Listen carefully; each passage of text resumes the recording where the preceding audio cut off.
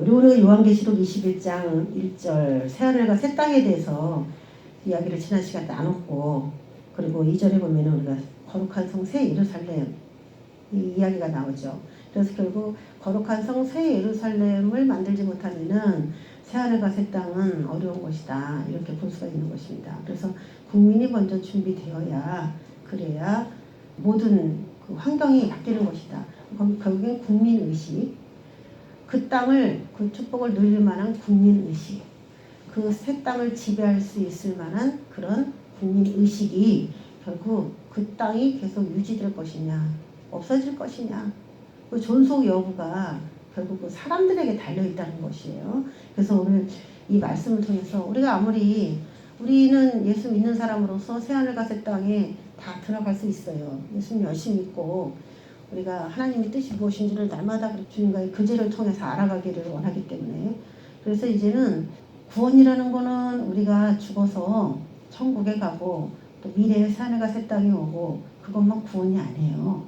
우리 사복음서에 보면은 예수님께서 많은 병자들을 고친 거를 구원하셨다, 이렇게 표현하기도 하고, 또 가난과 질고를 구원하시기 위해서 십자가에 죽으신 겁니다. 그래서 첫 번째 제일 중요한 구원은 종교적인 구원이에요. 예수님을 믿고 영생할 수 있는 특권을 얻는 거, 거기서부터 이제 출발을 해야 돼요. 인간은 이제 그거부터 모든 축복의 첫 단추입니다. 그래서 모든 사람에게 종교적인 그런 구원이 가장 우선순위가 됩니다. 그렇지만 우리가 예수를 믿어보니까요, 예수를 믿고 교회에 왔지만은 종교적으로 이제 구원을 받았지만은 또 살아보니까 기도하는 제목들이 있잖아요. 그 여러 가지, 그것도 사실은 다 구원받아야 될 이유들입니다. 그래서 첫 번째는 내가 신앙생활을 잘 하려면 우리 부모가 내가 신앙생활을 잘 할 수 있도록 빌어줘야 돼. 집에서 반대하지 말고. 국가적으로 보면은 이제 정치를 말하는 거예요. 가정에서 보면은 아버지, 엄마, 그분들이 내 종교를 인정을 안 해줘. 그럼 이 자녀는 너무 힘든 겁니다. 이게 멀리 보면은 정치가 되는 거죠. 법으로 교회를, 예배를 못 드리도록 탄압을 하면은 법 있는 교회는 다 힘든 겁니다. 가정 안에서도 그렇고 국가 안에서도 그래요. 정치적인 구원, 우리 엄마 아빠를 예수 믿게 하든지, 나를 통해서 예수를 믿게 하든지, 아니면 내가 독립해서 예수를 자연스럽게 믿을 수 있도록 그렇게 되든지, 이게 하나님께서 역사하셔야 되는 방법이거든요. 국가적으로도 그래요. 교회가 다른 곳으로 이동을 해서 예수를 믿든지, 아니면 그 국가가 다 예수를 다시 자연스럽게 믿을 수 있도록 우리가 힘써서 정치적인 세력을 이기에 쓰든지, 뭐 그렇게 해야 되는 거죠. 정치적인 구원이 있어요. 그리고 또 경제적인 구원이 있죠. 돈이 없으면 예수님을 우리가 믿지만은 어려워. 남한테 자꾸 손을 벌려야 되고, 눈치 봐야 되고, 나가라 그러면 나가야 되고, 길거리에 나 앉아야 되고, 없으면 경제적인 구원도 필요하고요. 또 육체적인 구원, 질병이 있으면 예수님 믿기가 어렵습니다.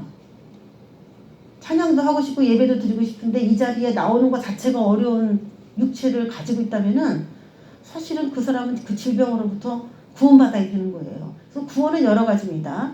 또 인간관계에서의 구원도 있습니다. 이렇게 각 사람의 기도 제목이 다 다르다는 거는 그 부분을 다 하나님 구원해 주세요 그러는 거예요. 그래서 그러면 구원해 달라 이런 얘기는 뭘 말하냐면은 거기에는 마귀의 역사가 반드시 있다는 것이죠. 그래서 종교적으로 예수를 안 믿는 그 마귀만 이 세상에 있는 게 아니라 우리를 정치적으로 억압하는 정치적인 마귀도 있고, 경제를 억압하는 경제적인 마귀도 있고, 또 우리 육체를 괴롭히는 육체적인 질병의 마귀도 있는 거고, 인간관계를 깨트리는 그런 파괴의 영도 있는 거잖아요.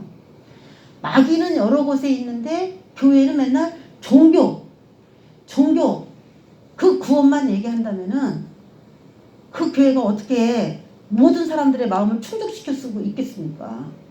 성도들은 지금 재정 문제로 막 고통을 받고 있는데 예수님 믿으라고 믿으니까 교회를 왔는데 재정 문제에 대한 구원에 대한 메시지가 없다면은 그것도 그 교회의 병폐고 문제가 되는 겁니다. 그래서 우리는 지금 경제가 어떻게 흘러갈 것이냐, 사탄은 어떻게 인간의 경제를 틀어지고 사람들을 예수님 믿어도 어려워, 그만둬, 포기해, 이렇게 만들고 싶은 게 사탄의 전략인데, 교회가 그것들을 어떻게 차단해주고 막아주고 대안을 제공을 해줘야 되는 거예요. 정치적으로도 마찬가지입니다. 어떻게 교회가 존속을 할 것이냐. 임금들과 높은 지위에 있는 자들을 위해서 기도하라. 그것이 너희 평안한 생활을 위해서 그렇다. 이렇게 얘기를 했어요. 평안한 생활을 하게 하려 함이니라. 임금들과 높은 지위에 있는 사람들이 우리를 불편하게 할 수 있다는 거예요. 그래서 그 여러 가지 구원들이 있는데 우리가 오늘은 새하늘과 새 땅 우리가 너무나 바라고 있는 건데 우리가 이제 미래에 예수님의 나라에 다 가게 되겠죠. 그렇지만 우리의 구원은 지금 현재 이 땅 가운데도 이루어지길 우리가 엄청 바라거든요.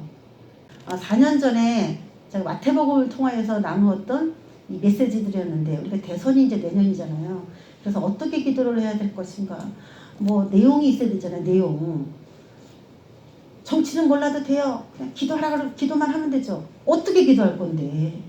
내용도 모르면서 어떻게 기도를 합니까? 정치를 모르는데 어떻게 기도를 합니까? 정확하게 알고 기도를 해야 되는데 한국교회가 참 답답한 거예요. 기도하라 그랬지 뭐 어쩌죠. 그럼 어떻게 당신은 기도합니까?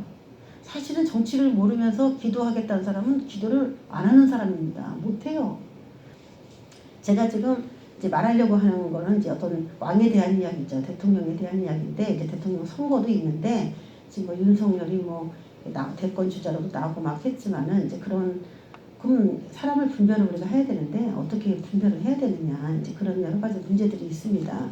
그래서 그런 것들을 한번 나눠보겠습니다. 대한민국에 참 안식을 줄 사람은 누구냐? 안식? 대한민국의 그 편안함인데 쉼을 줄 수 있는 사람인데 우리는 지금 쉼을 점점 잃어가고 있어요. 교회가 지금 어려워지고 있습니다. 지금 노골적으로 지금 법이 엄청나게 바뀐 건 여러분이 아시죠? 맨날 법을 반대하다가 그냥 하루가 다 지나가. 법을 엄청 많이 바꾸고 있고 지금은 이제 거의 정체가 이제 드러났죠. 경제적으로는 제가 말한 대로 지금 됐습니다. 올해 가을에 금리 완전히 대출도 안 해주고 금리도 인상될 수밖에 없는 이제 선고가 됐어요. 시작이 됐어요. 제가 계속 얘기했던 거고 경제적으로는 그런 거고 은행에서 대출 받는 거 이런 것들에 대해서 제가 계속 경계하라고 이야기를 계속 했던 부분이기 때문에 경제적인 구원을 받고 싶으면은 그 이야기를 잘 여러분 참고하시고 또 하나 정치적으로도 마찬가지인데 자꾸 이렇게 사유재산을 국가재산으로 이렇게 자꾸 가져가려고 하는 거예요. 그리고 규제를 해. 개인재산을 자꾸 이렇게 축소시키고 규제한단 말이에요. 동산화시키는 방법 중에 하나인데 이런 것들을 언제부터 이런 일이 진행이 됐고 그리고 어떻게 앞으로는 또 진행이 가도록 우리가 기도를 해야 되느냐. 제가 이제 이 문제를 다룬 이 본문들을 나눠보겠습니다. 대한민국의 안식을 줄 왕은 누구인가? 라는 제목입니다. 자, 우리나라 문재인 정부가 사회주의 체제를 우리나라에 이제 심어놓기 위해서 등장을 하는데 이때 희생된 분이 바로 이제 이 박근혜 대통령이에요. 이분은 이제 예수를 안 믿는 분인데 어떻게 될지는 모르겠지만 하나님께서 주신 말씀대로 우리가 한번 나눠봅니다. 대한민국에 안식의 땅으로 들어가려고 하는데 딱 그때에 참 어떻게 불행하게도 희생양이 되시는 분이에요. 이분이. 대한민국에 진짜 참된 안식을 하나님이 주시려고 할 때에 그 안식을 마귀가 이제 원하지 않기 때문에 깨부수고 중간에 임기를 깨부시고 출연한 이 정부가 이제 문재인 정부죠. 대한민국의 안식을 줄 왕은 누구냐? 그래서 이거를 이 박근혜 대통령 한 사람으로 보지 말고 대한민국의 지금 안식을 깨버리려고 하는 사탄의 면밀한 그 계획이라고 이렇게 여러분들이 보셔야 됩니다. 그러면 뭘 바꾸려고 지금 이 사탄이 4년 전부터 이런 일들을 지금 우리 대한민국에서 하고 있는지 여러분 이 한 사람을 통해서 한 사람의 개인적인 것만 보지 말고 이 사람을 왜 그렇게 하면서까지 이런 일들이 일어나고 있는지 종합적인 걸 보세요. 자, 세월호 문제 때문에 박근혜 대통령은 탄핵이 됐고 문재인 대통령이 올라온 건 여러분 다 아시죠. 그때 문제가 됐던 게 7시간이에요. 이거 여러분이 4년 전에 설교 한번 했던 건데 상기시키세요. 저도 이걸 보고서 내가 옛날에 이런 걸 얘기했었지 하면서 다시 상기시키게 되더라고요. 여러분들 참고하시고. 자, 2014년에 있었던 일이에요. 자, 2014년 4월 세월호 사건 7시간이라는 장대에 박근혜 대통령을 달았죠. 그래서 전부터 주도면밀하게 이미 우리나라를 사탄의 왕국으로 만들기 위해서 지금 이 코로나 요 시기를 딱 지나면은 이제 새로운 체계가 전 세계적으로 바뀌어요. 모든 제도가 다 바뀌게 되는데 요때를 기점으로 뭔가 대한민국을 자신들이 원하는 대로 사용하기 위해서 사탄은 아주 주도면밀하게 오랫동안 준비를 한 거예요. 그 대한민국이 이 코로나가 딱 끝난 다음에 새로운 시대가 열릴 때에 어떻게 출발할 거냐가 지금 굉장히 중요한 시즌이기 때문에 내년 대선이 굉장히 중요합니다. 모든 시스템이 지금 다 바뀔 거거든요. 근데 대한민국을 눈독 들이는 그런 유럽이나 이런 나라들 꽤 많습니다. 지금 대한민국의 위상이라든지 인지도가 달라졌어요. 지금. 그래서 어떻게 대한민국을 누가 눈독을 들이고 어떻게 미래를 끌고 갈 수 있도록 이렇게 서포트하냐에 따라 우리는 완전히 다른 미래를 맞이하게 되니까 저와 여러분 기도를 해야 되겠죠. 여자가 아들을 낳기 위해서 겪는 진통이다. 성경에서도 그런 얘기가 있어요. 내가 이 얘기를 왜 하는지 뒤로 가면 이제 설명이 나옵니다. 요한계시록 12장 2절에 이 여자가 아이를 베어 해산하게 되매 아파서 애를 쓰며 부르짖더라 라는 말씀이 나옵니다. 이거 제가 하나님께 하나씩 받아서 올리는 말씀드리니까 여러분들이 이제 검증은 여러분이 알아서 하세요. 한 분 한 분 난 저게 이해가 안 된다 하는 분들은. 자, 그럼 박근혜 대통령은 어떻게 대한민국을 위해서 진통을 겪는 거다. 예, 대표로 진통을 겪는 일을 하신 거예요. 원래는 이제 안 들어가도 되는데 때가 됐기 때문에 그냥 억압적으로 밀어넣은 상황이기 때문에 이 말이 맞는 것인데 여러분 대한민국을 구원하기 위해서 한 왕이 나온다. 그러면 꼭 우리는 교회는 예수님을 믿는 그 왕이 나와야 된다. 이렇게만 생각을 하겠지만 여러분 실제로 이스라엘을 구원한 고레스 왕은요. 하나님을 모르는 왕이었어요. 조로아스터교를 믿는 왕이었어요. 그런데 하나님께서 고레스란 이름을 이사야서에다가 기록을 친히 하셨고 그 사실을 고레스가 알게 됐습니다. 내 이름을 하나님께서 거론을 하시고 이스라엘을 해방시키고 성전을 지어주도록 그렇게 예언하셨네. 거기에 고레스가 감동을 한 거예요. 그 말씀에. 그래서 고레스 왕이 이스라엘을 다 고토로 귀환시키고 성전을 지을 수 있는 자금도 주고 고토 귀환 모든 비용들을 다 대준 그 메시아적 역사를 고레스가 이룬 거예요. 그래서 이 이사야서에서는 고레스가 이스라엘을 해방할 메시아의 상징적인 인물로 소개가 되고 있습니다. 실제로는 이 고레스가 메시아의 상징적인 인물로 나올 수가 없는 사람이거든요. 이방의 왕이고 이스라엘 왕도 아니고 이방의 왕이고 하나님을 믿는 왕도 아닌데 그럼에도 불구하고 이스라엘에게는 그가 메시아로서의 이미지를 줄 수 있는 어떤 큰 일을 한 것이죠. 그 성전을 지어주는 친히 성전 되시는 그 예수님을 보여준 그런 한 사례로 또 등장하는 것도 있어요. 자, 그런 면에 봐서 우리가 그런 느낌으로 이 말씀을 한번 나눠보겠습니다. 자, 세월호 7시간 간호장교는 박 대통령 미용 시술이 없었다 이렇게 얘기를 했어요.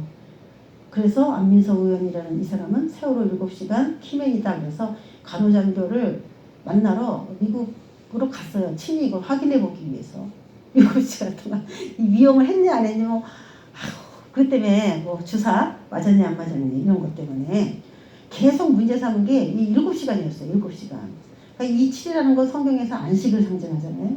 그러니까 이 안식이 오게 하기 위하여 참 여러 가지 일들이 일어난 건데 자, 여러분 이거 보세요. 6번의 촛불 집회 누적인원 약 641만 명 이렇게 나왔어요. 6번의 촛불 집회 이후에 탄핵이 표결됐습니다. 그러니까 몇 번째 된 거예요? 6번까지만 촛불이 됐고 7번째는 그냥 탄핵 죽은 거예요. 안식이라는 실은 잠이란 의미도 있어요. 잠, 쉼, 잠, 죽었다. 이게 다 안식이에요. 예수님이 죽었잖아요. 7일째 안식일날 돌아가셨잖아요. 무덤에 있었잖아요. 촛불 6번까지 맞춰지고 정확하게 탄핵이 됐습니다. 그래서 하나님은 이렇게 나라가 돌아가는 일을 우리 국민이 영적으로 보고 어떻게 이 나라에 하나님이 무슨 일을 할 건지를 알기를 원해요. 하나님께서 자연적으로 일어난 일이다 이렇게 보지 말라는 거예요. 제발. 지금 사단은 무슨 일을 하고 있고 하나님은 무슨 일을 하고 있는지를 이게 통찰력 있게 봐라. 그런 것들이 우리에게 필요한 것이죠. 자, 마태복음 26장 21절에 보면은 너희 중에 한 사람이 나를 팔리라. 성경에는 가룟 유다였는데 JTBC가 첫 이것을 보도하면서 드디어 박근혜 대통령이 예수님처럼 팔려가는 그런 일을 경험을 한 거예요. 최순실 태블릿 이거를 보도를 하면서 일이 터져버린 것이죠. 마태복음 26장 53절에 보면은 너는 내가 내 아버지께 구하여 지금 12군단 더 되는 천사를 보내시게 할 수 없는 줄로 아느냐? 그랬어요. 예수님이 자신을 보호하기 위해 12군단 천사를 풀어가지고 십자가에 안 죽게 하실 수 있었다라는 거예요. 그런데 그분은 안 했다라는 거죠.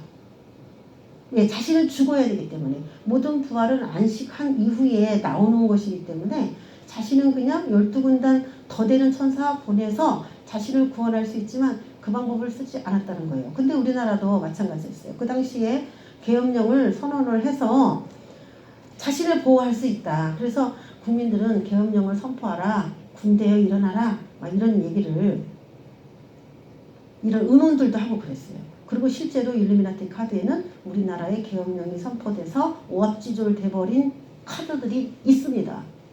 그래서 이 정부군하고 국민들하고 막 불붙이듯이 싸워가지고 계엄령을 선포해서 그렇게 아수라장을 만들려고 하는 그런 방법도 생각을 했던 것 같은데 그걸 사용하지 않았어요. 그래서 우리가 지금 그나마 좀 편안하게 있는 거예요. 그래서 그것도 감사하더라고. 추진되지 못한 계엄령. 대통령만 할 수 있는 거겠죠. 26장 59절에 보면은 대제사장들과 온 공회가 예수를 죽이려고 그를 칠 거짓 증거들을 찾았습니다. 죄가 없는데 거짓 증거들을 모아가지고 계속 제가 있다 해가지고 한 사람을 그냥 십자가에 달아버렸거든요. 그 일들이 우리나라에도 일어난 거예요. 그래서 그 당시의 기사들인데 대통령을 묻어버린 거짓 세상 이런 얘기들이 계속 나왔고 이렇게 쭉 찾아보면은 거짓 그 헌법재판관도 9명이서 이제 판결을 내려야 되는데 1명이 부족한데도 그냥 8명이 그냥 선고를 해버렸어요. 이거 자체가 다 불법입니다.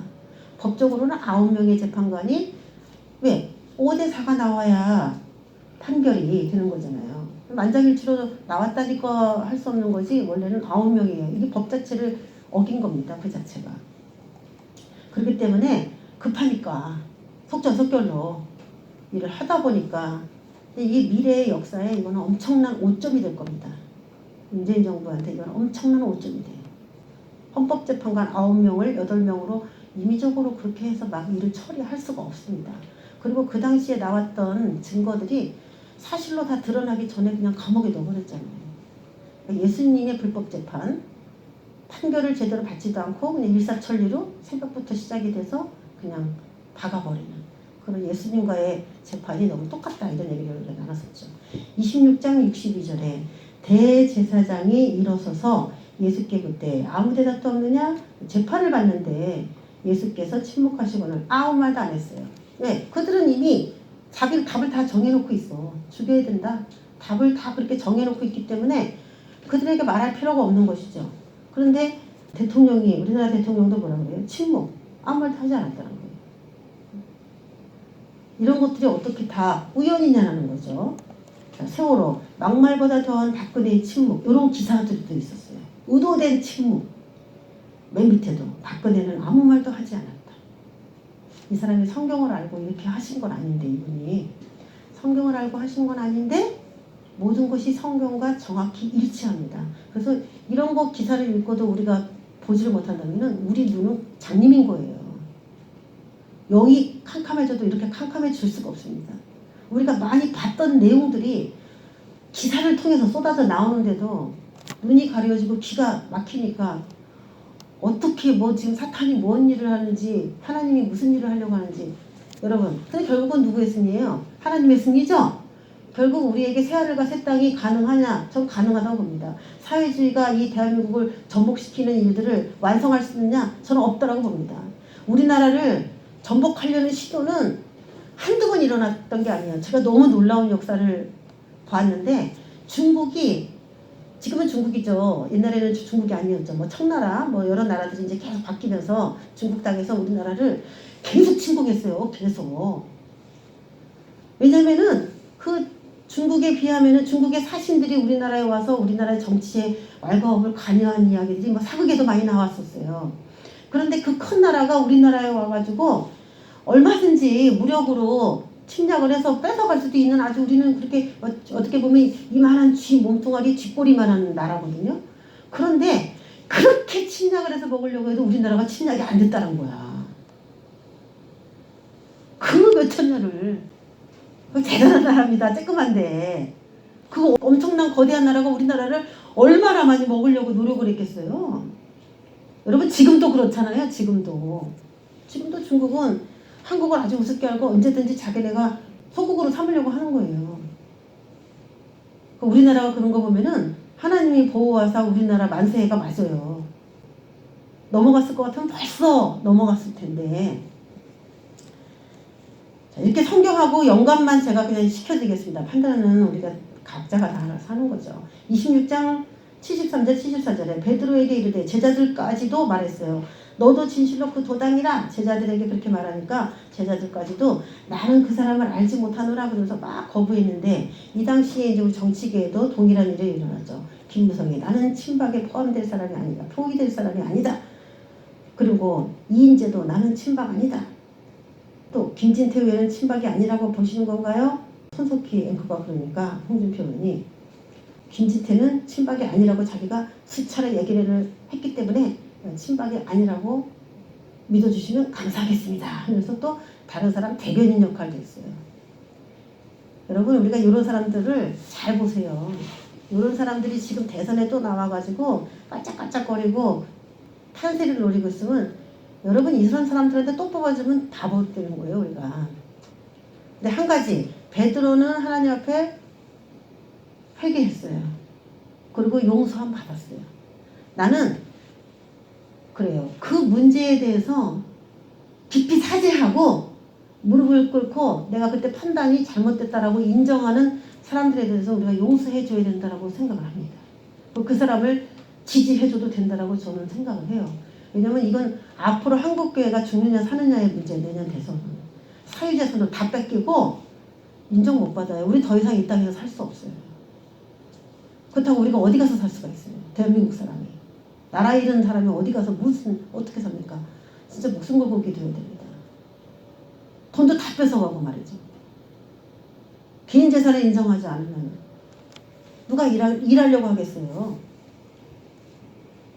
그래서 이런 거를 여러분 다 잊어버렸어요. 우리는 그 당시에 누가 어떤 일을 했는지 다 망각해버렸는데 하나하나 보시고 다시 새롭게 대선에 등장하는 인물들을 정확히 다시 한번 보셔야 됩니다.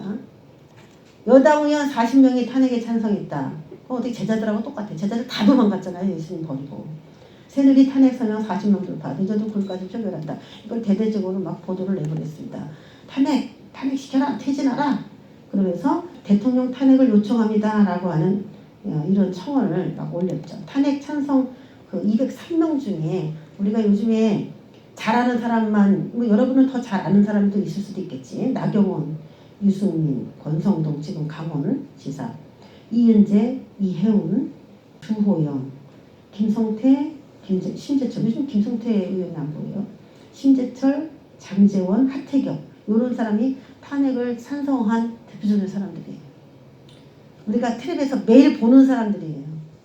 여러분 새하늘과 새 땅을 하나님께서 우리 대한민국에 주시려고 할 때 이들은 그거를 막아내는 사람들이에요. 우리는 새로운 대한민국이 필요해. 지금의 이런 스타일로 계속 유지되는 거는 우리가 원하지 않잖아요. 이런 사람들을 잘 기억을 해 두시고, 이런 사람들이 제가 말했던 것처럼 저는 윤 검찰총장이 대통령 후보로 지금 나왔지만 뽑을 사람이 그 사람밖에 없어가지고 뭐 어떻게 민주당을 뽑아줄 수는 없고, 그래서 대세로 그 사람이 이제 올라갔었는데, 사실 그 사람이 대통령 탄핵의 주범이었기 때문에 그 사람이 이 문제를 국민들 앞에 분명하게 하지 않으면 사실 뽑아줄 수가 없는 사람입니다. 그리고 음흉해. 뭔가가 자신의 생각을 밝히 드러내지를 않는, 이건 교회에 운명이 달려있기 때문에 참 심각하게 생각을 해야 되는데, 뭔가 이렇게 자신을 다 오픈하지 않고 뭔가 이렇게 주춤주춤 하는 모습들을 너무 많이 보여요. 그래서 과연 이 정부를 상대로 이렇게 우리에게 만족을 줄 수 있는 리더인가. 여러분 아직도 시간이 있으니까 최고의 대선 후보들이 많이 나올 수 있도록 우리 계속 기도를 해야 됩니다. 자, 26장 75절에 예수님이 십자가 지시는 그 사건과 연관돼서 닭이 울더라 라고 하는 말이 나와요. 닭. 이 닭이라는 동물이 등장하는데 박근혜 대통령의 별명은 닭근혜였죠. 닭근혜. 그래서 계속 그 닭에 대한 이미지로 소개를 하고 있어요. 기회는 없어졌습니다. 과정은 비밀입니다. 인사는 미국입니다. 결과는 뻔할 것입니다. 권력이 먼저다. 이런 식으로 해가지고 얼굴을 같이 이제 섞은 거죠. 병든 닭근혜다. 뭐 이런 식으로. 마태복음 27장 16절 17절 말씀 보면은 바라바라 하는 유명한 죄수가 있고 그 바라바를 놓아줘라 하면서 그리스도는 죄가 없지만 십자가에 못 박고 바라바를 놔줘라 이렇게 해서 뭔가 예수님은 무죄하신데 유죄가 되고 바라바는 유죄인데 국민들이 무죄를 선언하는 이런 어처구니 없는 일들이 있었는데 우리나라도 동일하게 그 탄핵 현장에 정확하게 있었던 바라바가 있어요. 박근혜 탄핵, 이석기 석방 둘 다 외치셔도 됩니다라고 하는 기사가 있습니다. 애매하십니까? 박근혜 탄핵은 곧 이석기 석방을 의미하는 겁니다라는 거예요. 이게 통진당, 통합, 진보당 결국은 그 사회주의 옹호자들이고 북한 신봉자들인데 그들이 당을 하나 만들어서 우리나라 국회에 엄청나게 많이 이제 침입을 한 거죠. 이미 우리는 지금에서야 이런 얘기를 나누겠지만은 그 전부터 얘기를 했겠지만은 어쨌든 그들은 굉장히 오래전부터 일을 했던 거예요. 우리나라를 사회주의 국가로 만들기 위해서. 그런데 그것을 박근혜 정부 때에 해산시켜버렸단 말이에요. 그래서 그것에 대한 보복이죠. 이게. 시민들이 꺼리낌 없이 이석기 석방의 구호를 외쳤다. 이런 기사들이 있습니다. 그래서 아주 말씀이 하나도 빗나가지 않습니다. 총독이 대답하여 이르되 둘 중에 누구를 너희에게 놓아주기를 원하느냐 이르되 바라바로소이다. 그랬더니 이석기 의원을 석방하라. 정치 탄압으로 감옥 갔다 이러면서 감옥에 있는 이석기는 나오고 박근혜 대통령은 감옥에 집어넣어라 이제 이런 얘기겠죠. 탄핵시켜서. 자, 벌써 5년 평화와 인권 민주주의를 위한 이석기 위한 석방 콘서트. 그래서 계속 박근혜 대통령 탄핵에 대한 모임이었는데 분명히 이석기 석방에 또 같은 팜플렛을 들고 같은 장소에 있었다는 거. 이게 참 요 이해하고 무슨 상관이 있어. 결국엔 여러분 요거 머리만 조금 생각을 하면은 너무 쉬운 거예요. 결국은 박근혜 대통령 때문에 이석기 석방이 안 됐다는 얘기잖아요. 그러니까 박근혜가 탄핵이 됐으니까 박근혜 대통령이 탄핵이 됐으니까 이석기는 석방이 될 거고 이석기의 석방은 뭘 말합니까? 사회주의 체제의 노예 전환을 말하는 거죠. 여러분 지금 무슨 일을 말을 하려고 하는지 지금 우리나라에서 지금 어떤 영이 일을 하려고 하는지를 잘 보세요. 이건 사람의 문제가 아니라 그 사람이 가지고 있는 정신 체제를 우리가 다뤄야 되는 문제입니다. 거둬라 철망 열려라 감옥문. 그 감옥문 열려라는 거예요. 바라바를 놓아줘라 이거죠. 그러니까 바라바에게 열린 기회인 것처럼 나왔든 안 나왔든 그게 중요한 게 아니라 시민들이 이렇게 외쳤다라는 것 때문에 우리는 영적 통찰력으로 무슨 일이 진행되고 있는지를 알아먹을 수가 있었다라는 거예요. 이런 억울한 희생양이다 이렇게 얘기해요. 억울한 희생양이다. 우리나라를 전복시키려는 국가 범죄자들인데 무슨 억울한 희생양입니까? 이걸 누굴 가지고 해야 되는 얘기냐면 여기 대통령을 가지고 해야 되는 얘기인데 거꾸로 써먹은 거야. 바뀐 거야. 누가 그랬어요? 국민이 그렇게 한 거야. 마태복음 27장 23절에도 그들이 더욱 소리질러 이르되 십자가에 못 박혀야 하겠나이다 못 박혀야 하겠나이다 하면서 모였어요. 뭐 하면서 촛불로 막 모였어요. 그래서 진짜 십자가에 못 박았죠? 이런 식으로 모욕을 줬어요. 목을 메고 목을 잘라서 장대 위에 걸고 장대 위에 진짜 걸었어요. 나무에 달린 자마다 저주 아래 있는 자라 하였음이라 그랬는데 진짜 장대에다 걸었어요. 마태복음 27장 25절 백성이 다 대답하였되 그 피를 우리와 우리 자손에게 돌릴지어다. 예. 그래서 이 문제에 저는 절대로 개입하지 말라고 여러분에게도 얘기를 했었어요. 그 당시에. 이 문제에 절대로 개입하지 말라.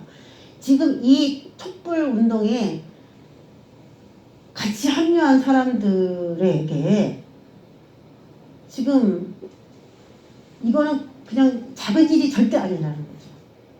작은 일이 아니기 때문에 박근혜 탄핵 위대한 국민이 승리했습니다. 국민이라는 말을 해. 국민. 그러니까 대한민국이 지금 절체절명의 위기에 지금 빠질 수밖에 없는 이 원인까지 치달은 것은 요 무죄한 뭐 대통령이 완전 100% 무죄하지는 않았겠죠. 그렇지만 지금 뒤집어 씌운 제목의 모든 거를 다 그분이 한 건 아니에요. 제가 막 드러나고 뭔가 문제되고 그런 게 없어요. 아직까지 뭐 특별한 게. 최순실 때문에 문제 생긴 거 그거는 이제 인정을 해야 되죠.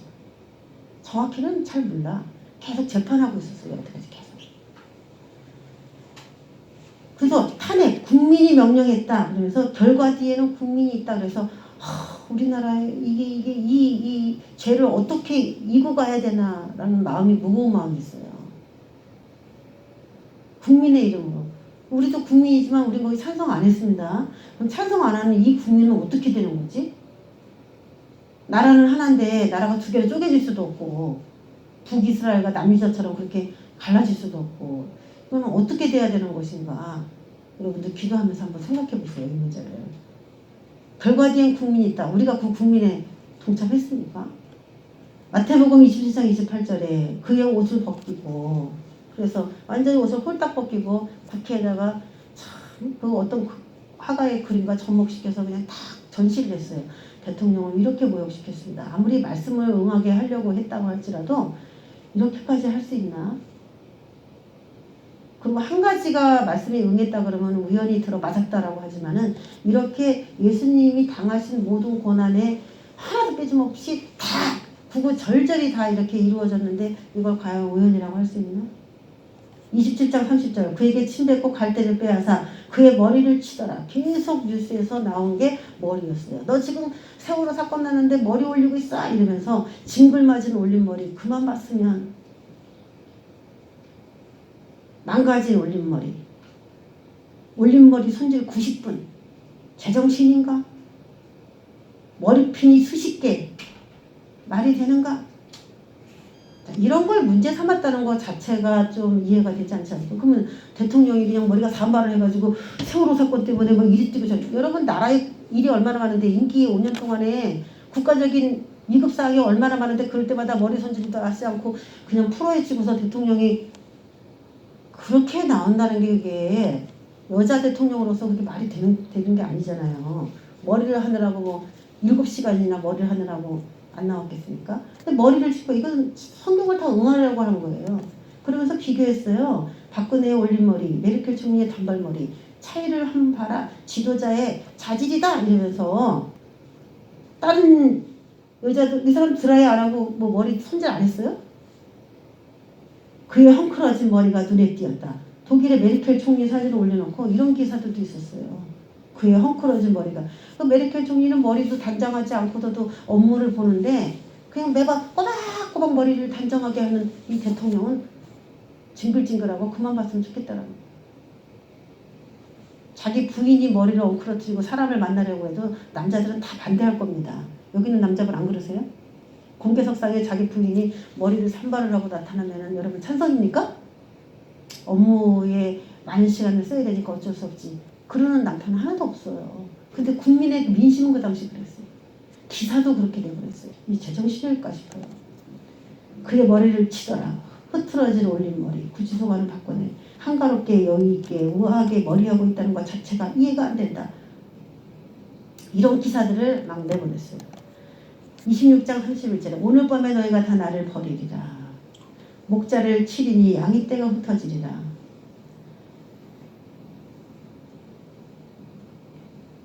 배신의 정치, 국민 심판에 달라. 믿었던 사람들이 다 등을 돌렸죠. 김무성은 유승민을 안고 박근혜를 버려야 한다. 그러면서 서로 자기네들끼리 어떻게 해야 이 정치판에서 살아남을 것인지 서로 또 이렇게 또 훈수도 뒀어요. 이런 이야기를 있었어요.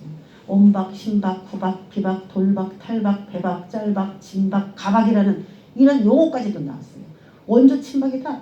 이 사람은 가짜 친박이다. 진실한 정치인 더하기 친박이다. 친박에서 잘린 정치인이다. 박근혜를 배신한 정치인이다. 친박에서 벗어난 정치인이다. 다시 친박으로 돌아온 정치인이다 해가지고 10가지 박박박박박이 있어. 아, 대통령이 유명하신 분인가 봐. 그러니까 박근혜 대통령이랑 얼마나 친해야 얼마나 큰 이익을 얻는가에 따라 의원들이 줄을 쓴 게 이게 둥근대로 쓴 거야. 그 당시는 얼마나 빨리 박근혜 대통령을 버려야 내가 정치 생명이 유지될 것인가에 따라 이 박을 이렇게 나눠가지고 명단들이 쭉 있어요. 저건 친박이야, 잘라. 대통령 탄핵과 함께 정치인들도 다 어디다가 내가 줄을 서야 되나. 그러니까 정치가 가만히 보면은 참 국민을 위한 정치는 분명히 아닌 것 같다라는, 자기 생존과 명예를 위한 정치다라는 생각이 들잖아요. 정치인 정말 잘 뽑아야 됩니다. 2016년 대비 모의고사, 자신에게 해당되는 항목을 고르시오. 당신은 북박입니까? 짤박입니까? 쪽박입니까? 친박입니까? 진박입니까? 가박입니까? 여기에 정답이 있다는 거예요. 정답은 뭐예요? 반박이지 뭐야. 박근혜한테 반대해야지 그게 정답인 거지. 이런 에피소드까지도 우리나라에서 있었던 거죠. 마태복음 26장 47절에 열둘 중에 하나인 가룟 유다가 왔는데 칼과 몽치를 가진 사람들하고 같이 왔거든요. 그래서 대통령을, 전 세계 대통령이죠, 왕이신 그 메시아를 처형을 하기 위해서 위협을 줬는데, 우리나라에도 마찬가지로 칼과 몽치 200만의 촛불을 칼과 몽치로 비유해서 닭은 닭장으로, 여기 보세요. 나의 백성들아 진격하라. 몽치를 두고 왔어요. 진짜로 구속하라고. 대창살, 자본주의가 문제다, 사회주의가 답이다. 예, 이제 답이 나오죠. 그러면 지금 박근혜 대통령을 감옥에 넣는 그 이유는 자본주의가 끝났다라고 하는 선고를 여러분 동일시켜서 생각해야 돼요. 한 사람의 이야기가 아니라 이거는 우리나라 대한민국의 자본주의 체제를 무너뜨리고 사회주의 체제로 가기 위해서 누군가가 시도한 거란 말이에요. 그래서 저는 우리나라가 새하늘과 새 땅이 이루어지는 게 확실하다라고 느끼는 이유가 뭐냐면은, 그들은, 사탄은 그 적그리스도 시대를 보면은 그리스도인을 잡아 죽이고 사탄의 나라가 굉장히 잘 될 것처럼 나라가 이렇게 돌아갔잖아요. 3년 반 동안. 적그리스도 체제가. 그러면 거기에서 있는 교회가 회생 불가능할 거라고 막 믿어졌던 그런 진짜 시즌이었었어요. 근데 메시아께서 딱 오시면서 나라가 언제 악의 나라가 있었냐 싶을 정도로 완전히 바뀌었잖아요. 180도 바뀌었잖아요. 그래서 예수님의 나라가 이 땅에 이루어지려면은 우리나라가 당연히 이런 과정이 있어야만 우리나라에 새하늘과 새 땅이 오는 건데, 우리나라에 정말 이루어졌어 그게. 그래서 우리나라의 새하늘과 새 땅이 그 메시아 왕국에서 이루어질 그런 나라는 아니지만 이 땅에서 이루어질, 세상 나라에서 맛볼 수 있는 새로운 체제의 그런 나라로, 정치적이니까 이건 정치적인 얘기를 제가 하는 거니까, 그런 나라로 세워질 가능성이 저는 100% 있다라고 봅니다. 새하늘과 새 땅이 있기 바로 전에는 이렇게 막 어려운 순환이 우리 개인에도 있을 수 있고 가정에도 있을 수 있고 국가에서도 있을 수 있어요. 이거 동일하게 여러 면에다가 적용을 하세요. 가정도 막 깨질 듯이 그냥 막 위협적인 그런 상태로 가다가 갑자기 하나가 되어서 잘 갈 수 있는 그런 룰이라는 게 있거든. 결국은 우리나라를 자본주의를 무너뜨리고 사회주의로 전복시키려고 하는 그런 목적 가운데서 지금 일어난 일인데, 그렇게 될 것처럼 보이는 상황까지 쭉 가겠죠. 이건 약속이기 때문에 우리가 약속을 붙잡아야 됩니다. 가겠지만 안 된다는 것까지도 우리가 믿어야 돼요. 북한이 우리의 미래고 희망이다. 민중혁명으로 자본주의 타도하자. 이석기 한상균을 석방하라. 북미 평화협상을 체결하라. 사드 배치 반대 등의 현수막이 등장했는데, 여러분 얘네들이 이거 좋아하는 거예요. 이거. 이석기 한상균 석방하라 이런 거 우리가 이제 아는데, 북미 평화협정을 체결하라. 미국하고 북한하고 평화협정을 체결한 거예요. 지금 탈레반이 미국하고 평화협정을 체결을 했어요. 우리가 그냥 기한 내에 아프간 주민들 내보내 줄 테니까 미군 다 빠지고 이제 아프간 정권을 탈레반이 다 위임해서 이제 지배하는 걸로. 힘이 없으니까 뭐 그 저기 탈레반을 밀어낼 수 있는 자국의 힘이 없으니까. 그래가지고 일단 미국인하고 8월 31일까지 다 그냥 나갈 수 있도록 탈레반이 협조하겠다고 했는데 그걸 제대로 좀 잘 안 지켜요. 여자 인권도 보호한다는데 보호도 안 하고. 이게 진짜 거짓말인데 우리나라에도 지금 똑같이 적용됩니다. 사드 배치 반대하는 거 이거 다 이게 우리가 이렇게 하면 안 된다는 거예요. 우리는. 그 당시에 칼과 몽치를 든 이유가 사회주의 실현입니다. 그래서 이런 배지들도 다 이제 나눠주고 그랬어요. 사회주의가 답이다. 문제는 자본주의다. 예. 자본주의가 무조건 좋은 건 아니죠. 돈 있는 사람들은 그 돈을 계속 굴려서 법을 악용하고 이용해서 돈을 더 많이 벌고 더 많이 벌고 힘든 사람은 노동자들은 힘들고 예, 자본주의도 병폐는 있고 악한 사람들이 자본주의의 그런 실체를 잘 알고 이용하고 머리 굴려가지고 그렇게 하는 거에 대해서는 자본주의의 병폐도 있어요. 물론 원래 자본주의는 좋은 거지만은 그 자본주의 위에서 또 그렇게 권력대로 해먹는 그런 사람 때문에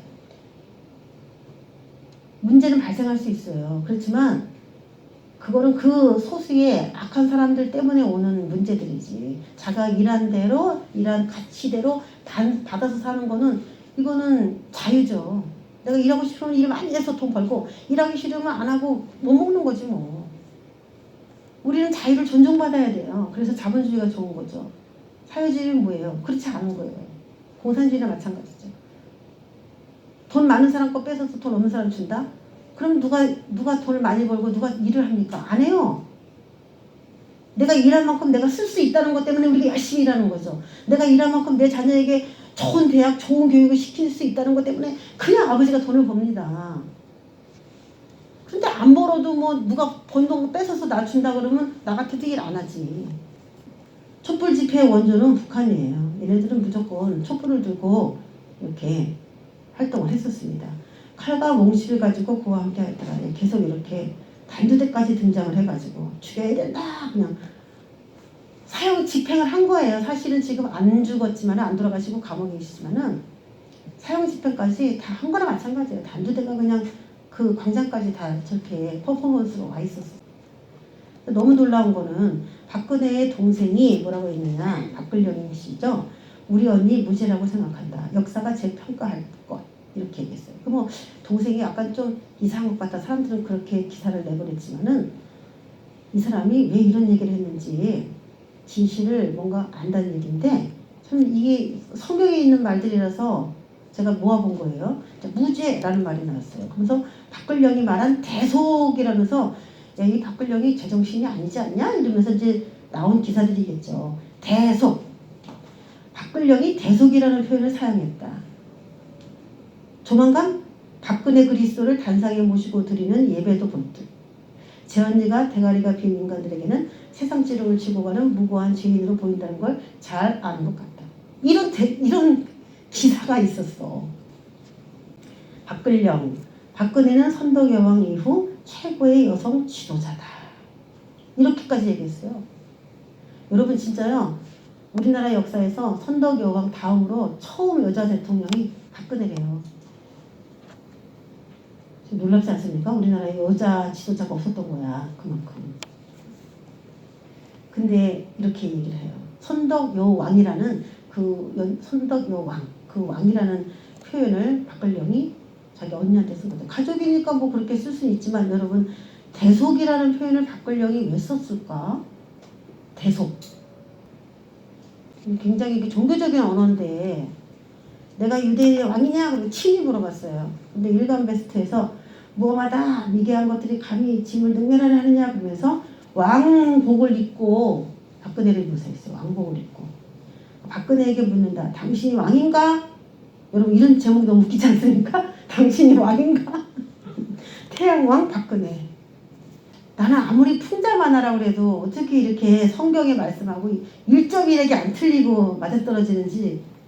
그래서 루이 14세의 얼굴에다가 박근혜 대통령을 이렇게 박아가지고 짐이 곧 국가다. 짐이 곧 국가다. 태양왕 박근혜 해갖고 그림을 이렇게 해줬어요. 그 유대인의 왕 예수라 쓴 죄패를 붙였더라 하면서 어찌됐든 박근혜 대통령이 석방이 된다는 얘기는 다시 석방이 돼서 회복된다는 얘기는 사회주의는 이 땅에서 끝났다는 어떤 결론에 도달하기 때문에 그런 명분으로 같이 매치해서 봐야 돼요. 27장 52절에 무덤들이 열리며 자던 성도의 몸이 많이 일어나되 세월호의 문짝이 문제였다. 무덤들이 열리는 게 뭐가 문제였어요? 문을 돌릴 사람이 없어가지고 여자들이 그 문을 누가 열어주지? 무덤에 그 돌문을 누가 열어주지? 그러면서 무덤에 갔는데 열려져 있었잖아요. 근데 이게 세월호의 문짝 때문에 그러니까 못 열었던 거예요. 그래서 못 나왔다는 거예요. 그런 기사들이 있었는데 결국은 뜯어져 나가 세월호 선체 문짝 하면서 문짝이 문제였다라는 얘기를 또 이제 뜯겨져 나갔다. 열렸어 이제 이게.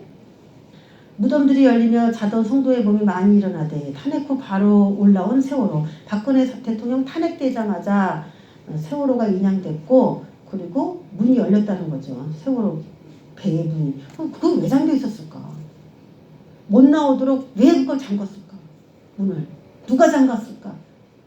일부러 죽이려고 했나? 여러 가지 의혹이 있어요. 마태복음 27장 52절 무덤들이 열리면 자던 성도의 몸이 많이 일어나되 3주기가 되어 겨우 세월호가 지상으로 올라왔다 이렇게 얘기를 했거든요. 그런데 이거 딱 보면 뭐 생각나요? 요나서가 생각나더라고. 나는 요 그림이 딱 뉴스에 나왔는데 우리에게 표적 보여주기를 원하나이다. 예수께서 대답하여 이르시되 악하고 음란한 세대가 표적을 구하나 선지자 요나의 표적밖에는 보일 표적이 없느니라. 그러면서 요나의 표적을 통해서 내가 그리스도인 줄을 알아라. 구약에서 말한 그리스도가 난 줄 알아라 그랬는데 이 밑에 그 많은 촛불 관중들 위로 이 고래가 떠올라가지고 지상으로 올라온 세월호를 이렇게 표시했어요. 27장 55절 56절 예수를 섬기며 갈릴리에서부터 따라온 많은 여자가 거기 있어 요셉의 어머니 마리아와 또 세베대 아들들의 어머니도 거기 있더라. 그래서 여자들이 그렇게 예수님을 따랐거든요. 그런데 엄마 부대라는 부대가 창설이 됐고 그 탈북 엄마해, 학부모 엄마해, 엄마 뭐 제가 이런 얘기 했는데 엄마 부대. 그래서 계속 지금도 애국운동하는 분들이 이제 엄마 부대잖아요. 그 여자들이 그렇게 예수님을 섬겼다는 이야기도 우리나라에서 그대로 또 이루어졌어요. 한 사람이 백성을 위하여 죽는 것이 유익하지 않느냐 제사장이 한 말인데 똑같이 죽어도 죽지 않은 여자 박근혜 불사신인가? 대통령이다. 아니 영원히 대통령이다. 또 요런 참 아이러니한 말이 있죠. 박근혜가 죽어야 나라가 산다. 한 사람이 죽어야 그 나라에 유익되지 않느냐라고 한 말이 그대로 기사에 2017년 3월의 기사에 나오잖아요. 이렇게. 마태복음 26장 66절에 너희 생각은 어떠하냐 대답하여 이르되 그는 사형에 해당하니라. 그러면서 실제로 퍼포먼스를 이 상여가 나가는 퍼포먼스를 벌였어요. 아니 이 상여 퍼포먼스 보면 너무 기가 막혀. 죽은 거야. 죽인 거야. 그냥 그때. 너희 생각은 어떠하냐. 사형에 해당하니라. 박근혜 징역 24년.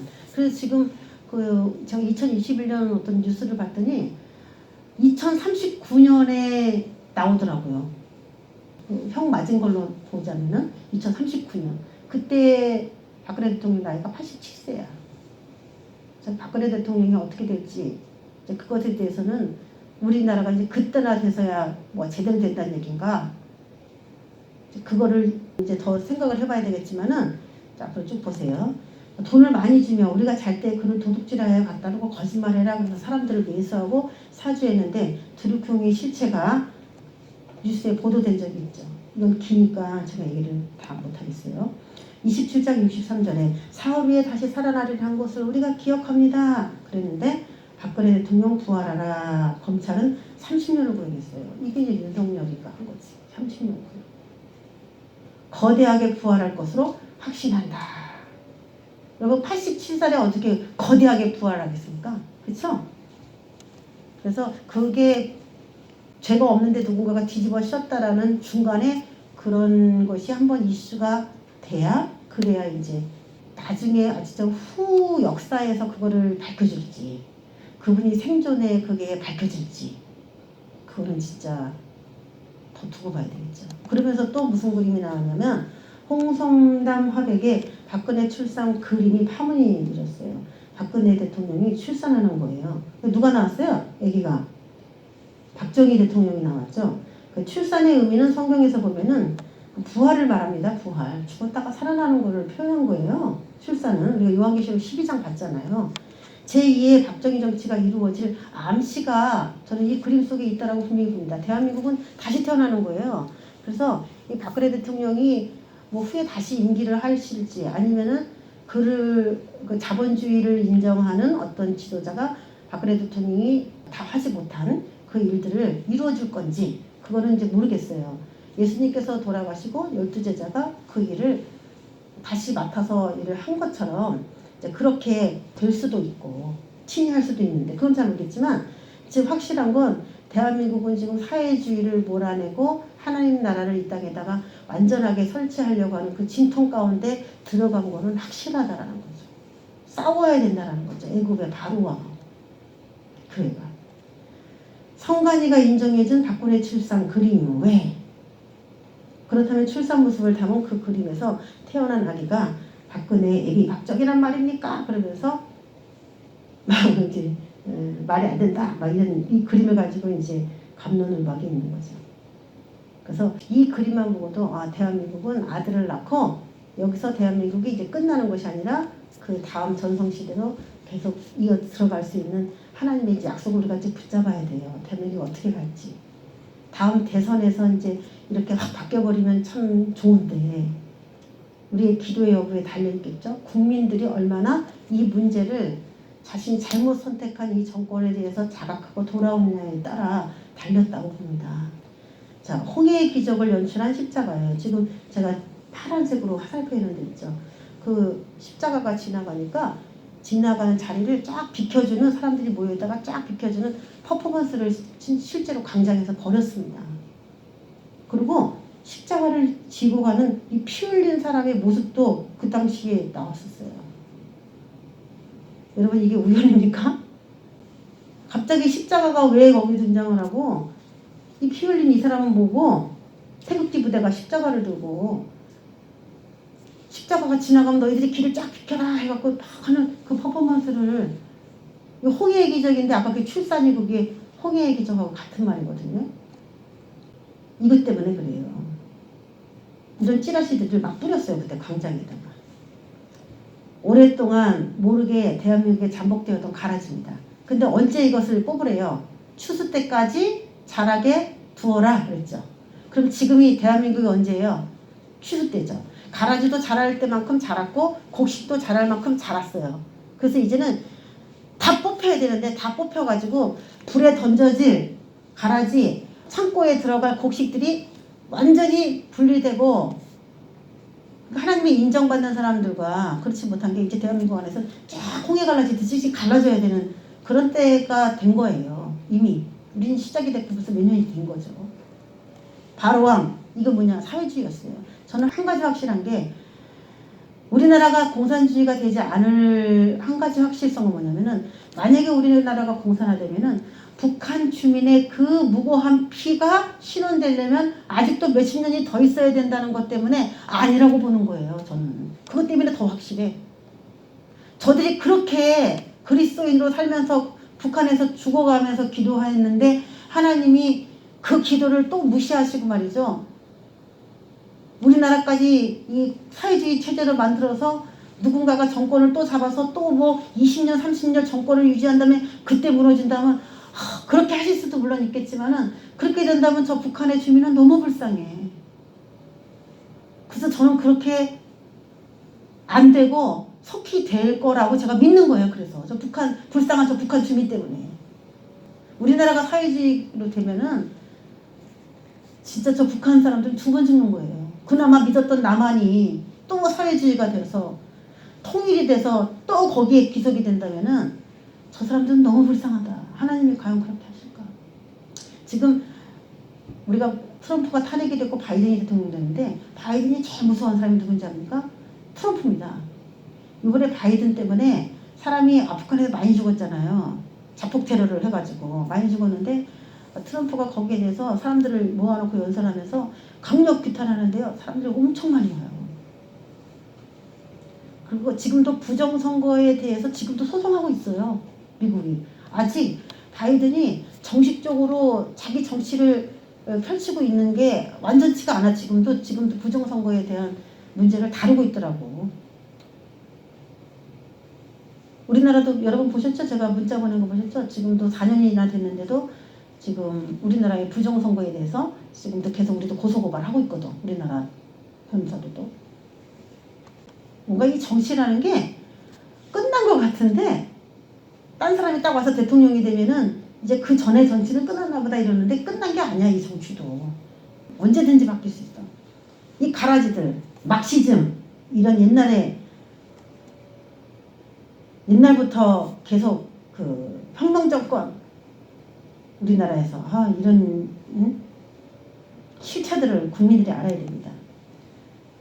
박근혜 대통령 탄핵은 곧 자본주의의 탄핵을 의미하는 것이다. 결론적으로 지금 그 얘기를 해주는 거예요. 그래서 지금 박근혜 대통령은 하나님이 뭐 왕이다, 우리나라를 지킬 수 있는 메시아다 이런 의미로 응답을 계속 하시는 이유는 박근혜 대통령과 아마 문재인 대통령을 비교해서 이 대통령이 탄핵되는 이 시점이 대한민국에 있어서 굉장히 치명적인 손상의 시점이다라고 보신 거고, 이분이 이렇게 탄핵이 됐다는 얘기는 사회주의가 이 땅에 다시 오는 거기 때문에, 그리고 그들이 그 나라를 세우기 위해서 무너뜨린 거기 때문에, 그래서 희생양이다라는 표현이 맞는 것이겠죠. 그러면 하나님께서 응답으로 주신 말씀을 보고 이제 마치겠습니다. 시편 7편 15절 그가 웅덩이를 파 만들며 제가 만든 함정에 빠졌도다. 시편 9편 15절 이방 나라들은 자기가 판 웅덩이에 빠지며 자기가 숨긴 그물에 자기 발이 걸렸도다. 자, 이 말씀을 저희가 응답으로 주신 거예요. 근데 제가 만든 함정, 제가 이걸 계속 묵상을 하다가 자기가 만든 함정이 뭐냐면 진짜 세월호는 바다에서 일어나는 일이잖아. 웅덩이야. 진짜 함정이야. 그런데 그 세월호 사건이 다 무마가 됐고 끝났죠. 그래서 그것이 다시 도마 위에 좀 수면이 올라와야 되지 않느냐, 그 문제가.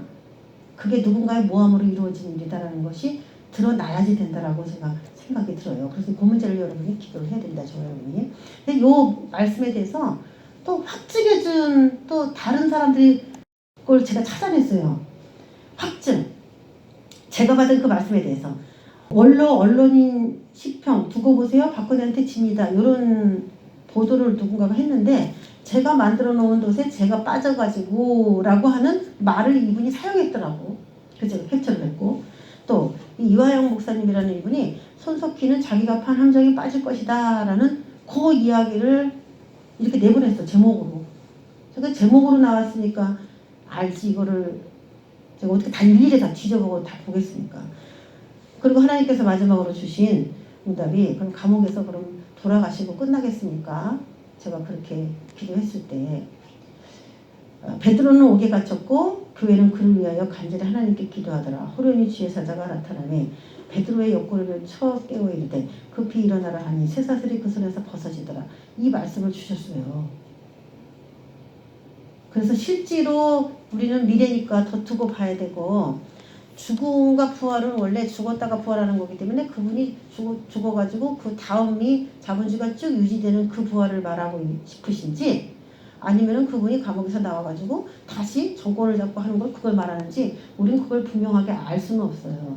그런데 사도행전 12장에 있는 말씀을 한번 보면은 베드로가 감옥에서 죽지 않고 다시 나왔다라는 그 예로를 주실 때는 가능성도 있질 않나라는 생각을 한번 해봅니다. 아직 미래이기 때문에 하나님이 어떠로도록 우리에게 어떻게 말씀하시는지 우리가 분명하게 100%다 알 수는 없지만 여러분이 이 문제를 참고하시고 지금 이 대선이, 내년 봄의 대선이 얼마나 중요한지를 인지하시고 기도를 어떤 방향으로 맞춰서 해야 되겠다라는 그런 길잡이 역할을 좀 해드리기 위해서 제가 이 말씀을 나눠봤습니다. 대한민국에 반드시 예수 그리스도가 지배하는 그런 새 하늘과 새 땅이 이루어질 줄 믿습니다. 새 땅이 이루어질 거라는 오늘 확신도 제가 아침에 받았어요. 한 가지. 그래서 그게 빨리 속히 이루어질 수 있도록 저도 계속 기도할 것입니다. 승선할 때마다 희생양이신 이분의 석방과 그분의 건강을 늘 기도해 주시길 바라겠어요. 기도하겠습니다. 하나님 아버지 감사합니다. 우리는 하나님의 뜻을 다 알 수 없지만 주신 말씀 가운데 이 나라가 우리 다음 세대들에게 줘야 되는 땅인데 우리가 잘 가꿔서 줘야 되는 책임이 있습니다. 하나님 아버지 주의 뜻대로 모든 이 세상에 속한 것들이 다 하나님 앞에 굴복할 수 있는 그런 은혜를 누리기를 원합니다. 예수 그리스도의 이름으로 기도합니다.